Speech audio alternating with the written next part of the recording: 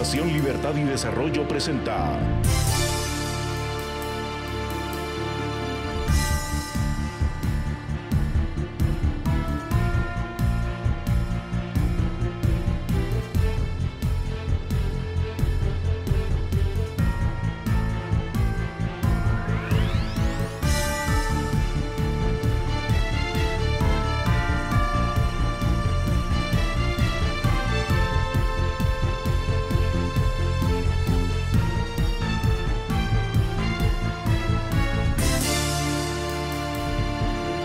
Razón de Estado con Dionisio Gutiérrez. En la última semana de mayo, América Latina fue declarada el epicentro mundial de la pandemia del COVID-19. Esta alarmante declaración se hizo porque ya somos la región del mundo con más nuevos contagios y porque los datos reales de contagio y muertes son mucho más altos que los datos oficiales. En Brasil y en México, la pandemia está fuera de control. En Venezuela y Nicaragua también, aunque esas dictaduras escondan y nieguen los datos. En Argentina, el gobierno miente y abusa. Y en Bolivia, el ministro de Salud se dedicaba a la corrupción. Ecuador y Perú luchan con gran dificultad para controlar el contagio. Colombia, Guatemala, El Salvador, Honduras, Costa Rica y Panamá, aunque tomaron medidas drásticas desde el principio, el contagio avanza a una velocidad que preocupa a sus gobiernos. Lo grave de esta crisis es que apenas estamos en los primeros minutos del primer tiempo y ya son evidentes las desgracias en la salud y la catástrofe en la economía. Estas son las consecuencias de una pandemia. Al tiempo en que la ciencia y la medicina aprenden sobre el virus, algunos gobiernos abandonaron a sus pueblos a su suerte. Otros, para evitar el colapso hospitalario, están haciendo largos encierros y deprimiendo las economías para bajarlas a los niveles en que están sus hospitales, arruinados e inservibles. Los gobiernos que están aterrados con la pandemia y la impopularidad escogen poner candado a sus economías sin darse cuenta que provocarán más muertes por hambre que por fiebre. Los encierros en la primera etapa de la pandemia fueron indispensables y salvaron a millones del contagio. Pero esto es más cierto en países desarrollados, donde tienen los recursos y el espacio fiscal para subsidiar a su gente. En América Latina, más de la mitad de los adultos trabajan en la informalidad. Con el fruto de su trabajo por la mañana, comen por la tarde. Esos 150 millones de seres humanos no han hecho un solo día de cuarentena, y si les imponen limitaciones para comer, las consecuencias son impredecibles. En el campo y en las ciudades del interior de los países de nuestro continente son pequeños grupos los que practican algunas medidas de protección. Las grandes mayorías no lo hacen porque no tienen recursos. Se ven obligados a trabajar asumiendo riesgos para alimentar a sus familias. Muchos gobiernos están imponiendo medidas severas en los centros urbanos y a la economía formal, donde están la mayor parte de la producción nacional, pero la menor parte de la población trabajadora. Y no se enteran que están destruyendo sus economías, empobreciendo a sus pueblos, poniendo en riesgo la estabilidad democrática. América Latina no tiene los recursos para mantener a su gente encerrada y mucho menos hará rescates de empresas privadas. América Latina está obligada a encontrar la forma de enfrentar la pandemia sin matar de hambre a su gente. Cada día está más claro que los países que están destruyendo sus economías por malas decisiones de gobierno enfrentarán dos catástrofes a la vez. Y es que solo hay que ver que en estos primeros minutos de la pandemia ya nos encontramos en medio de economías devastadas, con el desempleo aumentando de forma exponencial, igual que la pobreza. Y la pandemia no se detiene. Las economías y la situación financiera de América Latina estaban débiles antes de la crisis. Si no encontramos un equilibrio aceptable para convivir con el virus, vamos a terminar con empresas, bancos y estados quebrados y con el mismo número de contagios. La pandemia ha dado a los gobiernos poderes extraordinarios y en general los pueblos, por miedo, ignorancia o represión, lo están soportando. pero la devastación económica y la catástrofe social que provocará seguir asfixiando las fuentes de sustento diario no tienen precedente en la historia de América Latina. Guatemala tiene un protocolo de apertura aceptable y aceptado por amplios sectores de la sociedad. La pregunta es, ¿qué tan realista es? Lo que está claro es que el gobierno hace su mayor esfuerzo por encontrar el equilibrio que proteja la salud y salve la economía. Ahora bien, aunque las economías estén abiertas, el temor al contagio las limita y las golpea. Tomará tiempo recuperar la confianza, pero que sea la gente quien lo decide. La opción realista e inteligente para los gobiernos es confiar en los ciudadanos, respetar sus libertades, apelar a su responsabilidad y compartir las consecuencias de la fuerza destructiva de una pandemia que es más grande que nosotros. Hay suficiente consenso entre expertos del mundo respecto a que en países subdesarrollados es imposible detener el contagio. Seguirá aumentando, aunque impongan severos encierros. Con la reapertura de las economías, el contagio subirá aún más y los gobiernos tendrán la tentación de volver a cerrar, cayendo en un juego peligroso y hasta mortal, pues la devastación social que esto provocaría sería catastrófica. Los gobiernos no deben tratar a los pueblos como laboratorios de prueba y error. Estamos hablando de seres humanos en medio de una pandemia. Lo decente y lo honorable es dejar que cada ciudadano, en libertad, en el uso de sus facultades y derechos, de forma responsable, luche por sí mismo y por su familia. Es cierto que tener las economías abiertas presenta riesgos para la salud, pero cerrarlas es una condena a muerte segura. Por eso, después de más de 3 meses, las cuarentenas deben ser voluntarias y los toques de queda se deben eliminar. Provocan más daño del que pretenden evitar. La clave está en aprender a vivir con medidas de protección, distancia, máscara, higiene, responsabilidad y disciplina. Tal vez nunca sabremos cuál es el camino ideal para enfrentar esta pandemia, pero los 4.500 millones de años de vida humana nos dicen que siempre fueron la iniciativa personal, la responsabilidad, la libertad individual y el instinto por sobrevivir, los valores que salvaron al ser humano. Una de las lecciones que, me parece, debemos aprender de esta crisis es que nuestra soberbia nos hizo creer que teníamos dominada la naturaleza, pero la verdad es que esta plaga nos hizo ver que la naturaleza tiene secretos que nos pueden destruir. Con la misma humildad que la especie humana puede superar esta pandemia, los gobiernos deben aceptar sus limitaciones y reconocer la necesidad imperiosa de tener a los ciudadanos como sus mejores aliados y no como privados de libertad a los que de todas formas no pueden proteger. Por eso es tan importante un liderazgo ejemplar por parte de los gobiernos, un liderazgo que conecte con la gente y comunique con claridad y efectividad el plan que responde a la estrategia para cuidar nuestra salud y resolver nuestro diario vivir. América Latina necesita hoy más que nunca gobiernos que confían en sus ciudadanos, que conocen y entienden sus necesidades y sobre todo necesita gobiernos que respetan sus libertades. Cuando en el futuro se escriba la historia de esta pandemia, las naciones que la contarán con pérdidas más bajas y menos dolor serán aquellas en las que los gobiernos dejaron a sus ciudadanos en libertad para decidir. Serán aquellas en las que los ciudadanos lucharon al lado de sus gobiernos para cuidar la salud y el sustento de su gente. Serán aquellas en las que privó la confianza, el respeto y la solidaridad entre hermanos.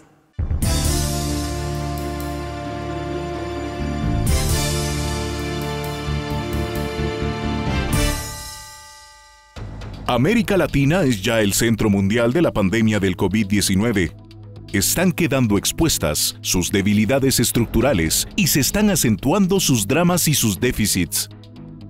La paradoja latinoamericana es que, sin importar las medidas adoptadas por los gobiernos, ningún país logra escapar del avance implacable del virus. Tan mal lo pasan Brasil y México, que no han tomado en serio la pandemia, como otros países cuyos gobiernos insisten en encierros y toques de queda inefectivos. En los países ricos, los cierres al principio de la pandemia se hicieron para conocer el virus, aumentar el número de camas en los hospitales y ampliar la capacidad de testeo. En Latinoamérica, donde los precarios sistemas de salud estaban colapsados antes de la pandemia, el objetivo de aplanar la curva no es realista y no se cumple. Poner al día los fallidos sistemas sanitarios para enfrentar la pandemia tomaría años, y encerrar a la gente para esperar la vacuna los condena a muerte por hambre. Los cierres anticipados y oportunos que tomaron países como Guatemala, Colombia o El Salvador eran justificados para evitar el caos y el descontrol que traía un virus del que poco sabíamos. Pero ese tiempo se acabó. Toca ahora protegerse y aislar a nuestra gente vulnerable para sobrevivir a pesar del virus. Aunque la vacuna tardará con suerte 2 años, cada día se avanza más en tratamientos para combatir el coronavirus. Por eso, los países latinoamericanos deben encontrar cada uno su propio equilibrio para atravesar la crisis con el menor daño posible, evitando al máximo muertes por fiebre y por hambre.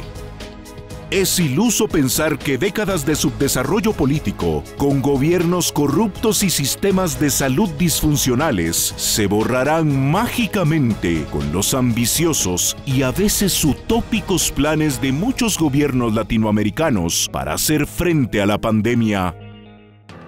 Los gobiernos de América Latina no tienen la capacidad institucional ni financiera para diseñar e inyectar los paquetes de estímulo fiscal necesarios para amortiguar el golpe económico de cierres prolongados. La irresponsabilidad de los gobiernos latinoamericanos podría transformar la pandemia del coronavirus en la pandemia del hambre. Un informe del Programa Mundial de Alimentos de las Naciones Unidas calculó que, dadas las condiciones de confinamiento que se han impuesto en varios países, el número de personas con hambre aguda subirá a 265 millones en naciones de ingreso bajo y medio. Esto es casi el doble de los 135 millones de seres humanos con hambre aguda que había antes de la pandemia. La CEPAL estima que en Latinoamérica, 29 millones de personas caerán en situación de pobreza, y la Organización Internacional del Trabajo ha calculado que solo durante el primer mes de encierro, el ingreso de los trabajadores informales cayó un 81% en América Latina. Con estas cifras, ya estamos en la peor crisis económica en Latinoamérica desde que se tienen registros. Esta es la tragedia que provoca una pandemia. Y si encima los gobiernos se equivocan con imponer confinamientos irracionales y autoritarios, será una catástrofe. Según científicos y expertos globales, llegó el momento de reconocer que, en regiones del mundo como América Latina, casi no importa lo que hagamos, el virus continuará su avance imparable. También afirman que, en muchos casos, las medidas autoritarias de cierre solo han venido a agravar las condiciones sociales y económicas de pueblos que ya estaban a merced de la pobreza antes de la pandemia. Los mismos expertos aseguran que los líderes políticos de la región deben involucrar a los ciudadanos en la lucha contra el virus, pero no como privados de libertad, sino como aliados activos que aprenden a vivir con el virus al mismo tiempo que resuelven su faena diaria por el sustento familiar. La crisis que vive el mundo obliga a la especie humana y ciertamente a los gobiernos latinoamericanos a que tomen su respectiva dosis de humildad para compartir la responsabilidad con los ciudadanos. Solo juntos, en unidad, libertad y armonía, podremos enfrentar una pandemia que tiene la capacidad destructiva, si nos dejamos vencer, de regresarnos a las postrimerías del siglo XIX.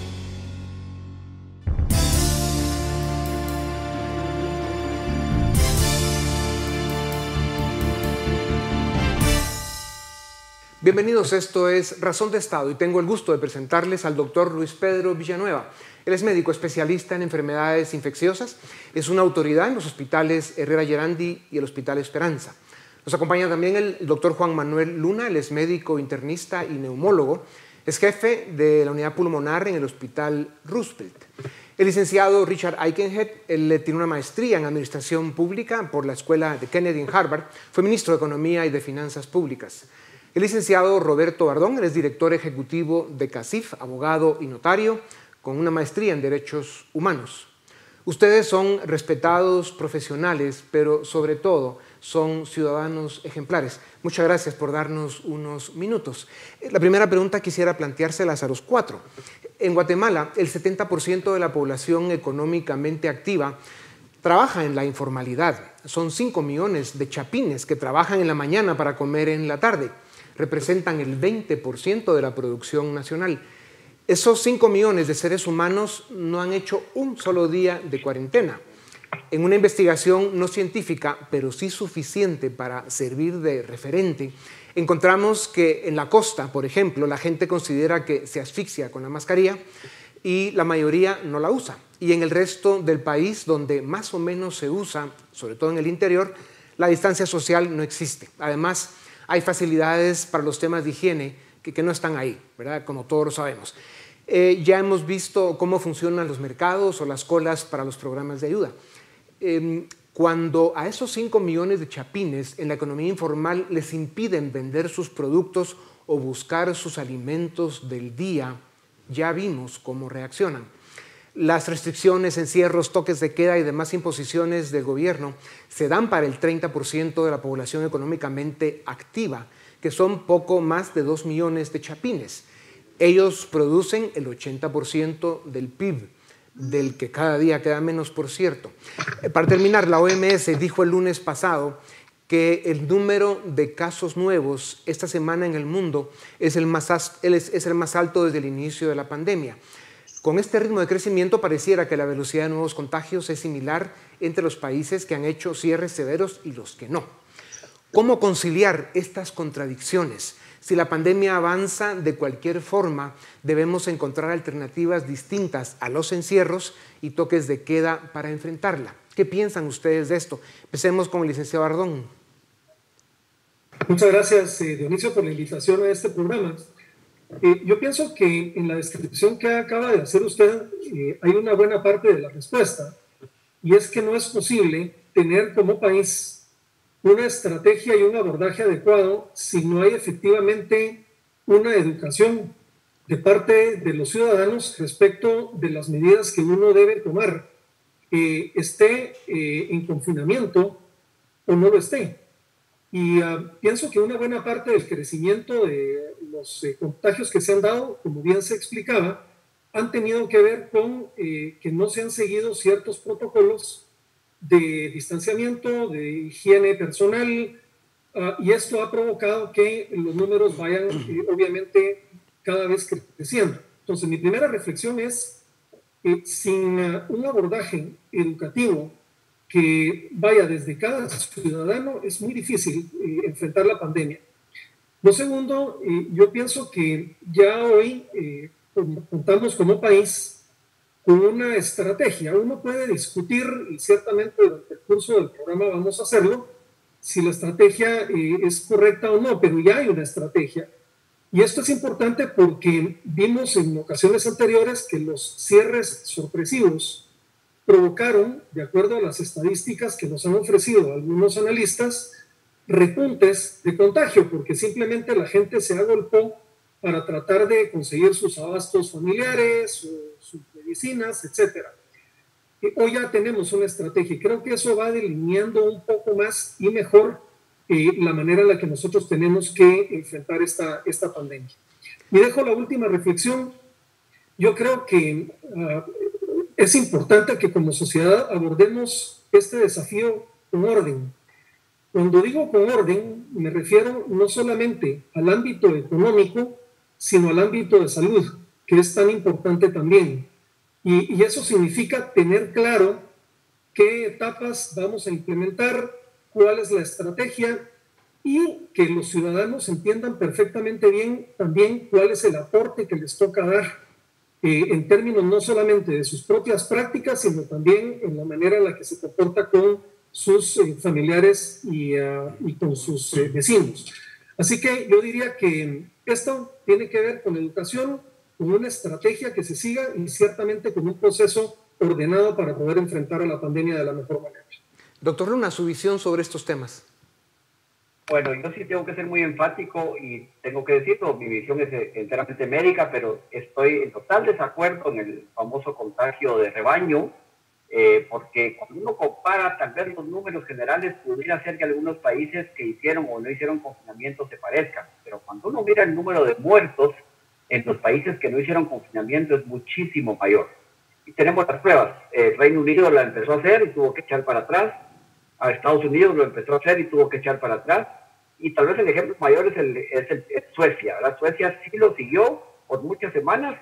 Tuvieron un número altísimo de muertos, muchísimo más que muchos países cercanos en Europa. Y tuvieron que reconocer después de 6 semanas que fue una estrategia equivocada. Los estudios de cero conversión, es decir, cuando se han hecho estudios a ver cuántas personas se han contagiado, que tal vez no lo supieron. Y es increíble, en España, por ejemplo, solo el 5% de la población, en Italia el 12%, en Nueva York fue el 22%. Miren ustedes la catástrofe que fue en esos 3 lugares y solo estuvo contagiado el 5, el 12, el 20%. ¿Se imaginan? Si en cualquiera de esos lugares se hubiera contagiado el 60 o el 70%, hubiese sido apocalíptico el número de enfermos y el número de muertos. Así que nosotros seguimos creyendo que la estrategia de confinamiento es útil. Por supuesto, como decía Roberto, tiene que ser ordenada, tiene que ser planificada. Mientras mejor sea planificada, mejores resultados va a tener. Pero sí, definitivamente sí funciona el confinamiento. En Guatemala tenemos el problema que una de las cosas que se hizo bien fue el confinamiento temprano. Es una de las cosas que yo sigo aplaudiéndole al gobierno. Y eso tiene la repercusión que se vuelve muy largo. Entonces la gente ya está muy cansada económicamente, con problemas como los que mencionabas, Dionisio, y cansada psicológicamente. No es fácil estar encerrados tanto tiempo. Y desgraciadamente estamos llegando al peor momento desde el punto de vista del número de contagios, con muchas semanas en la espalda de confinamiento. De tal manera que hay que encontrar ese balance. Es muy difícil, es parte de lo que me preocupa mucho en estas semanas. Pero repito, yo personalmente no estoy de acuerdo con el famoso contagio de rebaño. Doctor Luna, no sé si el licenciado Aikenhead quiere mencionar o comentar sobre lo que acaba de decir el doctor Luna, o le planteo yo 2 repreguntas. No, está bien. El comentario, yo creo que el encierro fue un medio, pero no es un fin en sí mismo. Y creo que el encierro es diferente dependiendo la condición socioeconómica, dependiendo el nivel de cantidad de gente por metro cuadrado o por cada 10 metros cuadrados en cada vivienda, de las costumbres.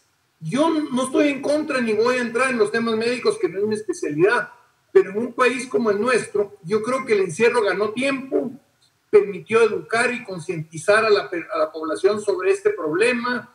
Yo no creo que haya un guatemalteco hoy que no conozca sobre el virus, sobre sus peligros, sobre las necesidades que hay de tomar cierto distanciamiento social. Pero por el otro lado, lo que sí conozco es los millones de guatemaltecos que requieren de su trabajo, de sus ingresos diarios para poder sobrevivir. Puedo hacer la comparación entre el número de niños que muere por enfermedades respiratorias o enfermedades gastrointestinales anuales en el país, y los que mueren por una enfermedad que nosotros no sabemos, o sea, los guatemaltecos no tenemos ni culpa de cómo nació, ni cómo está afectando, y que tenemos que padecerla. Entonces, yo creo que tenemos que hacer el máximo esfuerzo, y sí creo que tenemos que tomar las medidas de precaución y el distanciamiento social, pero tenemos que entender que un país como Guatemala no puede darse el lujo de estar 3-4 meses encerrado por completo. Y creo que lo que ha pasado es un buen balance, y acepto. La gente que ha podido estar distanciada ha mantenido su distanciamiento y probablemente se han enfermado menos. Y los que no han podido han tenido que tomar el riesgo. Pero yo hago ver una cosa, no es en el área agrícola, en el campo, donde más infectados tenemos. El aire libre demuestra ser bueno. No es en muchas áreas. es en las áreas, y por eso es que quizás el desafío más importante para mí, que pasó en Nueva York, pasó en otros lugares, es el transporte colectivo. El transporte colectivo fue fuente de contagio en muchos lugares. Si podemos manejar con cuidado esos temas, podemos manejar horarios escalonados, podemos manejar creativamente el poder mezclar cómo preservamos la vida, porque todas las vidas son importantes, pero también cómo garantizamos que las personas puedan seguir teniendo su ingreso. A mí me preocupan mucho los pequeños empresarios, los emprendedores, los pequeños trabajadores, la gente que día a día tiene que salir a buscar el sustento diario. Tenemos que seguir apoyándolos y creo que es fundamental seguir con la comunicación y todavía deberíamos usar más todo lo que el teléfono hoy nos podría servir como el medio de comunicación con estas personas. Pero respeto, por supuesto, todo lo que tiene que ver con el criterio médico que también hay que acompañar.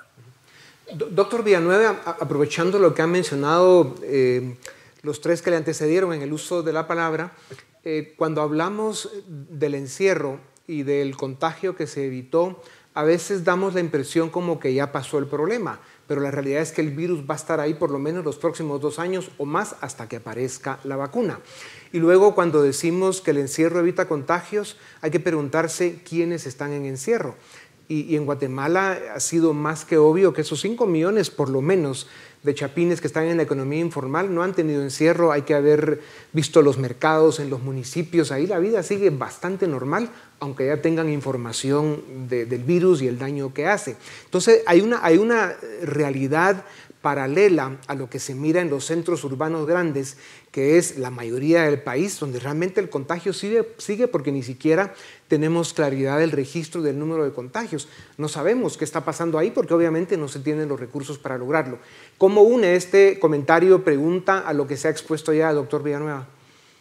Sí, licenciado, muchas gracias. Y a mí me parece que estos temas no es o blanco o negro. Aquí hay un montón de tonalidades grises que todos tienen un poco de razón. Tal vez decirle que el nuevo epicentro de esta pandemia es en Latinoamérica y también en la región centroamericana. Para acá vienen todos los casos. La mayoría de expertos lo que comentan es que se necesitan 3 cosas para controlar la epidemia. Uno es que hay medicamentos extremadamente eficaces, como pasa para la influenza, que no tenemos. Otro es el desarrollo de una vacuna, que la vacuna todavía está en fase 1, eso quiere decir que está en fase de ver qué tan segura es. Recuérdense que la mayoría de vacunas se tardan 5 o 6 años, que esta vacuna sale en 1 año va a ser algo insólito, pero es algo que se necesita para controlar la epidemia. Y el tercer factor es lo que decía el doctor Luna, que la gran mayoría de personas desarrollen defensa, ya sea a través de la enfermedad o a través de la vacuna. Generalmente un 70% tiene que desarrollar anticuerpos y eso no se va a dar. Entonces, tal vez solo comentarle, Dionisio, que, pues mire, aunque es el mismo coronavirus y no es lo mismo tener coronavirus en Italia, en España, no es lo mismo tener coronavirus en Corea del Sur, no es lo mismo tener coronavirus en Nueva York, e incluso dentro de Guatemala no es lo mismo coronavirus en Chichicastenango, en Chimaltenango, en zona 18 o en zona 10. Nosotros tenemos muchas condicionantes sociales que hacen del coronavirus chapín un coronavirus con peculiaridades muy puntuales. E imagínense, esto que hagan que bajar la curva, que subir la otra, que no sé qué, básicamente, como yo lo entiendo, y con mucho respeto a los que hablaron, es que la cantidad de contagios probablemente se va a seguir dando. Lo único que uno quiere es que esos contagios no se den todos en la misma semana o en el mismo mes. Lo que pasa, lo que está pasando en el Roosevelt, por ejemplo, que colapse el sistema de salud con las enfermedades que habitualmente hay en esta época, dengue, zika, chikungunya, tifoidea, fracturados, etc.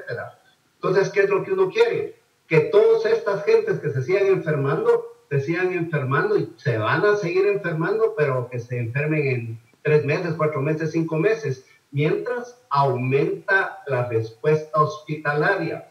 Ahora bien, A mí me parece que nosotros sabemos qué personas les va peor. Nosotros sabemos digamos, de los que se infectan, el 20% de gente que le va siempre como mal, los viejitos, las personas diabéticas, cardíacas, las que tienen procesos pulmonares, todo esto que no voy a entrar en detalles, pero entonces si sabemos que ellos son los que les va peor, a ellos tal vez debemos de aislarnos. Sabemos que a la mayoría de gente joven, así como Richard, no les va mal. Entonces, a la gente joven lo que sí tenemos que ver es ver cómo mejoramos la respuesta hospitalaria. Pero aquí tenemos un problema importante porque la mayoría de personas sabemos, Dionisio, que hay 1.600 camas por cada chapín. O sea, tenemos siempre, les quedamos a deber a la gente. Pero aquí hay que ver cómo mejoramos la oferta virtual, ver cómo disminuimos la cantidad de personas que se infectan y que uno los pueda atender a través de una videollamada, etcétera. Porque a mí me parece que aquí la economía en Guatemala, y es terrible porque uno dice que querés morir de fiebre o morir de hambre, hay que ver cuál es el equilibrio. Hay personas que deben de ir a trabajar, hay personas que se infectan, les va a ir bien. El problema con las personas que se infectan es que se pueden contagiar a personas de riesgo, ahí vemos cómo los cuidamos, pero es que no podemos seguir aquí esperando a que el 70% se infecte o a que venga una vacuna. Nos está cayendo este tsunami de hambre, de angustia, y los estallidos sociales como que están aquí a la vuelta de la esquina. En otras palabras, a mí me parece que tenemos que buscar un equilibrio entre fortalecer todas las medidas no farmacológicas de prevención, distanciamiento, mascarilla, lavarse las manos, todo esto que se habla en las redes, fortalecer la oferta de salud, las personas que están en riesgo, guardarlas, y el resto trabajar, es lo que yo creo. Gracias, doctor Villanueva. Vamos a ir a un breve corte y volvemos en un momento para seguir con Razón de Estado de nuestros 4 invitados. Volvemos en un momento.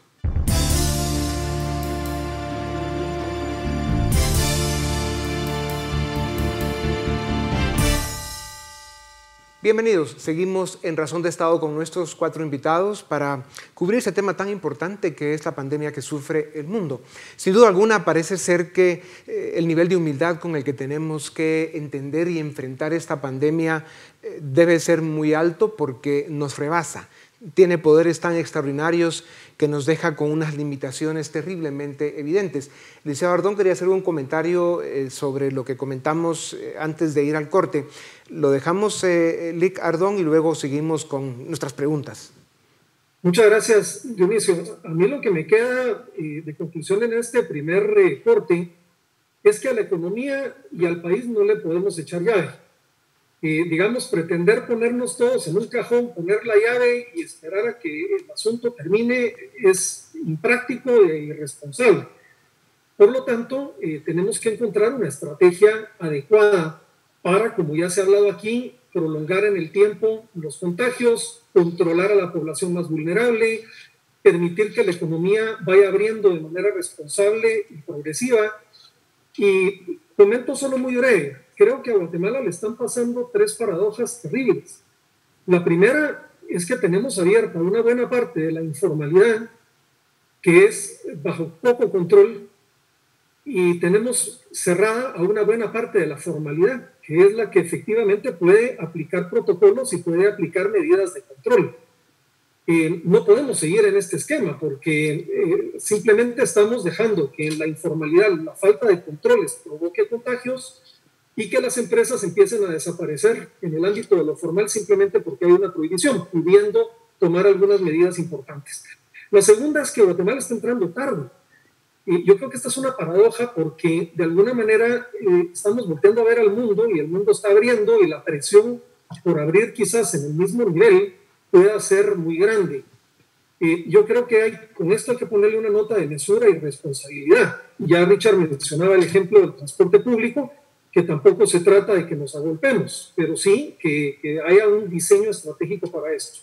Y por último, lo de los consensos médicos, porque aunque no soy médico, pero sí debo decir que hemos visto, y esto no solo es de Guatemala, sino del mundo entero, una falta de consensos médicos respecto de muchas cosas, de la naturaleza de la enfermedad, del tipo de confinamiento que hay que aplicar, de la medicina que hay que darle a los pacientes, y eso ha complicado mucho la capacidad de respuesta de los estados respecto de cómo aplicar su estrategia. Concluyo el comentario.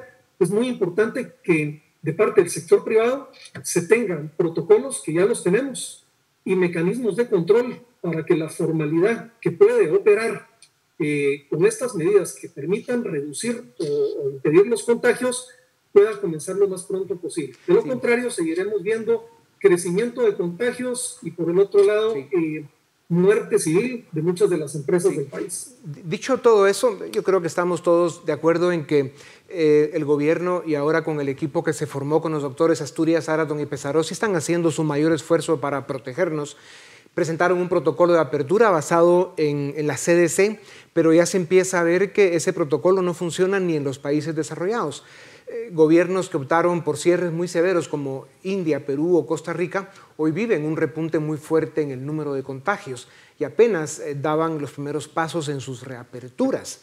O sea, no es realista pedir a los gobiernos que salven a la gente y menos que los mantengan. Los sistemas hospitalarios están destruidos y los estados no tienen recursos para encerrar a la gente y darles de comer. La pregunta es, ¿llegó el momento en que los gobiernos, en especial los del tercer mundo, deben reconocer que no les queda alternativa que confiar en la gente, dejarlos en libertad para que luchen por su diario vivir y convertirlos en aliados para pelear la pandemia y no en privados de libertad a los que de todas formas no pueden proteger? Doctor Luna, si quiere usted anímese con esta, porque yo sé que es un tema polémico para usted. Sí, gracias Dionisio. Tal vez yo estoy de acuerdo con Roberto. Este planteamiento no lo había oído así. Me parece lógico que está mucha gente informal trabajando sin ningún control y mucha gente formal encerrada que podría tener control. Así que tal vez por ahí se podría encontrar la llave que case en esa cerradura y que nos haga activar la economía de una manera más ordenada. Pero lo que pasa es que también él decía que él no ha visto consensos médicos, y la razón es que es una enfermedad muy nueva. Es una enfermedad, yo siempre digo que no hay un experto. Si alguien lo presenta a uno como experto, yo me retiro de esto y le digo, yo no soy experto, porque no puede haber un experto de una enfermedad que empezó hace 6 meses. Lo que hay es gente que tal vez tenemos experiencia en enfermedades parecidas y en pandemias parecidas, y que hemos sido estudiosos de esta situación, y que en Guatemala, en el continente, más bien tenemos la suerte que esto nos llegó 2 meses después. Entonces aprendimos de los otros países las cosas que hicieron bien, pero sobre todo las cosas que hicieron mal. Entonces lo que no tiene lógica es repetir, hacer un copy-paste de las cosas que otros países han hecho mal. El consenso médico va a costar encontrarlo porque estamos aprendiendo y cambiando muchas cosas que no sabíamos de la enfermedad. Sin embargo, está bastante claro lo que se debe hacer para evitar los contagios, y está bastante claro lo que se debe hacer para tratar a los pacientes leves, a los moderados y a los graves.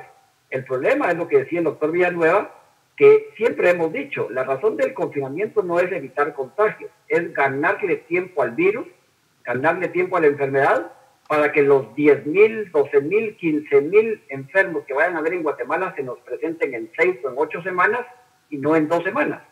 Porque esto es lo que hace colapsar los servicios de salud, y la mortalidad entonces aumenta no solo por la enfermedad de coronavirus, sino por el descuido que se tiene que se da a las otras enfermedades que no se pueden atender, y que entonces aumenta también esa mortalidad. Doctor Luna, ahora bien, sería mi resumen. Creo, yo estoy de acuerdo y lo dije al principio, el confinamiento ha sido tan largo en Guatemala que ya es necesario desde el punto de vista económico, desde el punto de vista psicológico, ir abriendo.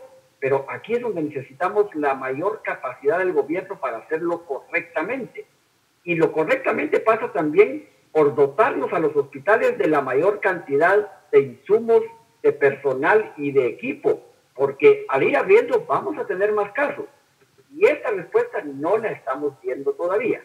Ahí siguen los médicos de los hospitales temporales sin paga, y ahí seguimos en los hospitales nacionales, algunos más y algunos menos, pero todavía con deficiencia de insumos, con deficiencia de equipos de protección. Doctor Luna, es lo que no puede suceder. Y es precisamente el drama de países como Guatemala, que llevamos 30 años con nuestro sistema hospitalario destrozados. y no podemos pretender que en un periodo tan corto de tiempo y en medio de una tragedia, una crisis tan grande como esta, se pueda resolver un desafío tan enorme. Por eso es que a los gobiernos, insistimos, van a tener que aprender a confiar en los ciudadanos, hacerlos sus aliados para que juntos peleemos esta batalla, porque si solo los gobiernos, con todas las limitaciones que tienen, quieren resolver el problema, probablemente naufraguemos todos. Licenciado, uno de los dramas de esta pandemia es que aunque las economías estén abiertas, el temor a contagio las paraliza en gran medida. Tomará tiempo recuperar la confianza. Nosotros sostenemos que debe ser cada ciudadano, como estamos insistiendo en el tema, en libertad, quien debe cuidar su salud y al mismo tiempo luchar por el sustento de su familia. La vacuna, ya lo sabemos, es un misterio y hay que pensar en 2 años de espera, es lo prudente. Para mientras, las opciones son la protección para evitar el contagio, la combinación correcta de medicinas si el virus nos pega, y eso también falta resolverlo. El contagio avanza en el mundo y los expertos dicen que antes de que esté lista la vacuna se llegará a un nivel importante de algo que no le gusta al doctor Lunas, que es la inmunidad comunitaria, pero vemos que se está empezando a dar mucho más lento de lo que se esperaba. ¿Cómo ve, licenciado, esta opción? ¿Están generando anticuerpos los recuperados? ¿Qué escuchan en el mundo económico de este rompecabezas en el lado de la salud? Mire, yo creo que, primer punto que todos tenemos que estar claros, como es una enfermedad nueva, nos la compararon con la enfermedad española. Y si hoy hacemos un balance, los números no tienen nada que ver con los números originales que nos plantearon. La muerte es menos del 1% de los pacientes en condiciones normales. Eso es una diferencia.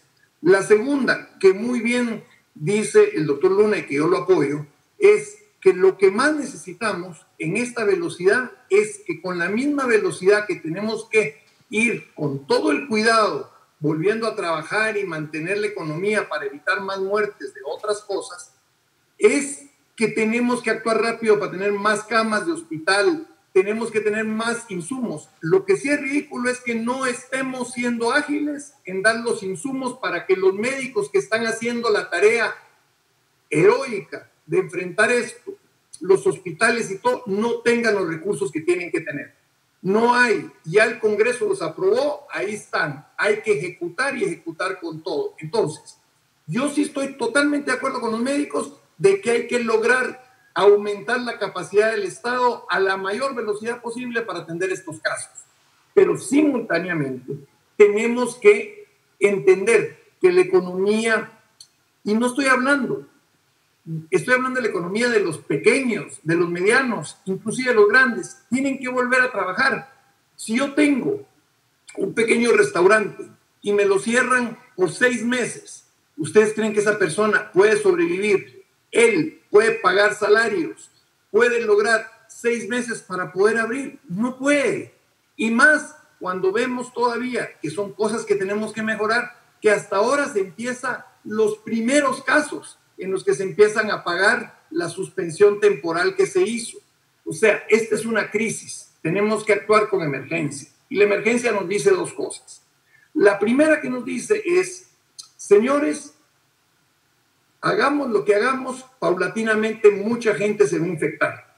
Lo que tenemos entonces que hacer es acelerar la capacidad, usar medios digitales, como decía el doctor Villanueva, para poder atender lo mejor posible a quienes lo necesitan en lo que vienen vacunas y soluciones médicas. Y del lado económico, tenemos que tomar todas las precauciones posibles, pero tenemos que tener cuidado de no agravar la crisis a unos niveles inmanejables. Somos un país en vías de desarrollo donde la población no tiene los niveles de ahorro para poder vivir sin subsidios significativos del gobierno y sin trabajo para poder llevar el pan a su casa.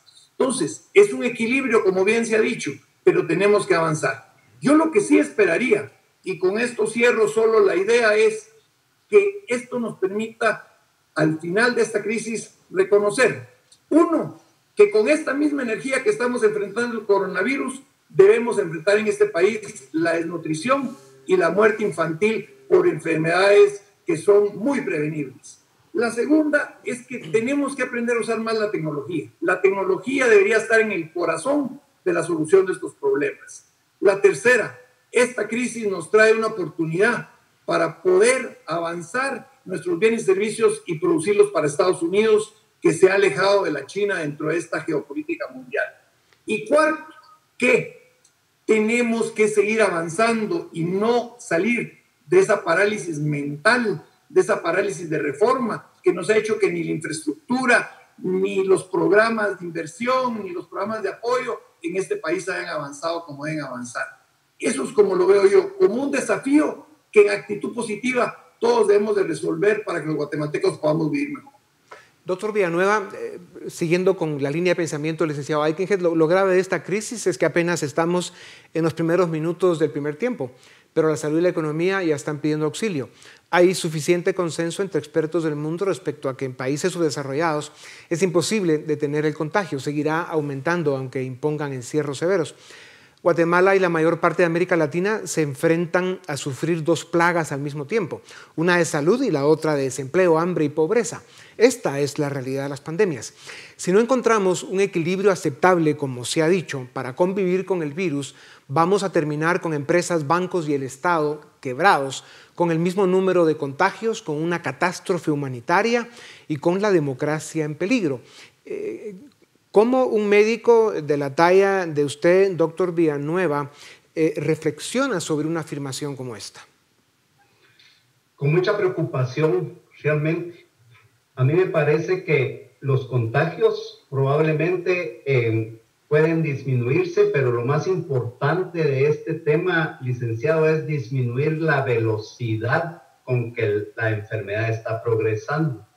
Y las medidas, como le decía, las medidas no farmacológicas son las únicas que se ha visto que son costo efectivas en disminuir la velocidad con que una persona contagia a 2 a 4, 4 a 6, tiene un nombre técnico que se llama R o esa cosa, pero bueno, el punto también es que aquí no vamos a encontrar nosotros respuestas claras. A mí me parece, como le digo, que el tema económico y el tema de salud no pueden desligarse.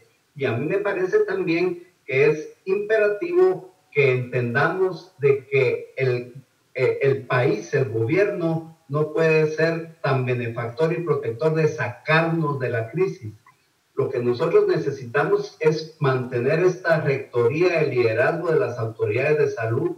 Me parece que esta comisión que se acaba de formar con los doctores Asturias, Pesaros y Araton es muy buena, excelentes médicos, pero creo que aquí lo esencial sigue siendo que mejoremos la capacidad de diagnóstico. Tenemos que saber dónde está el enemigo, el virus, ponerle cara al enemigo.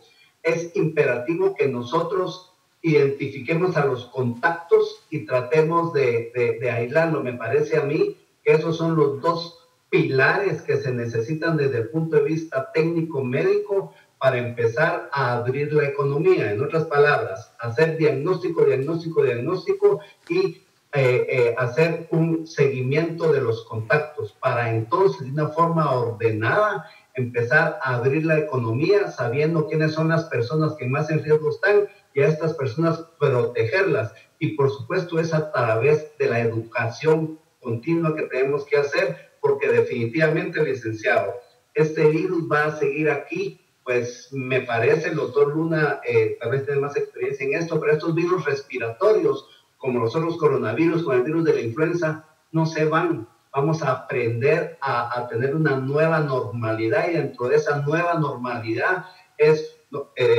formas de comportarnos distintas y definitivamente empezar a abrir la economía de una forma escalonada. Eso es lo que yo creo que nos urge. Doctor, y aquí un comentario para el doctor Luna y el licenciado Ardón, precisamente por lo que dice el doctor Villanueva.